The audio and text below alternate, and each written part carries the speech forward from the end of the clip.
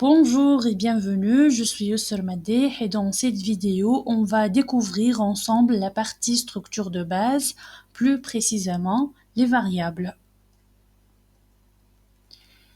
C'est quoi une variable? Lorsqu'on commence à programmer, une des premières choses qu'on apprend, c'est la notion de variable. Une variable, c'est comme une petite boîte dans laquelle vous pouvez stocker une valeur pour l'utiliser plus tard. Par exemple, let message reçoit surprise. Pourquoi utiliser des variables? Premièrement, pour stocker des valeurs dynamiques. Cela vous permet de mémoriser des informations qui peuvent changer pendant l'exécution de votre programme. Par exemple, le nom d'un utilisateur, le score d'un jeu ou une température qui évolue. Deuxièmement, pour réutiliser une valeur facilement. Grâce aux variables, vous n'avez pas besoin d'écrire plusieurs fois la même valeur. Vous l'enregistrez une seule fois et ensuite vous pouvez l'utiliser autant que vous voulez. Troisièmement, pour rendre votre code plus clair. Un code avec des variables bien nommées est beaucoup plus lisible, modulable et facile à maintenir. La syntaxe d'une déclaration, donc une variable suit cette structure. Mots-clés comme let, const ou var, nom de la variable, opérateur et la valeur à stocker.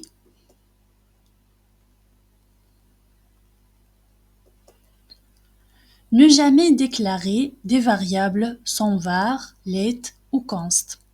Sans ces mots-clés, la variable devient globale, causant des bugs difficiles à trouver, des conflits avec d'autres codes et des erreurs en mode strict. Abordons maintenant les règles et bonnes pratiques pour nommer nos variables en JavaScript. Première règle, utiliser des noms significatifs qui décrivent clairement le contenu de la variable.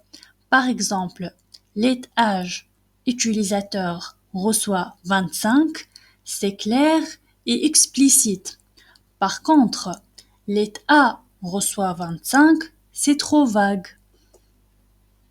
Deuxième point.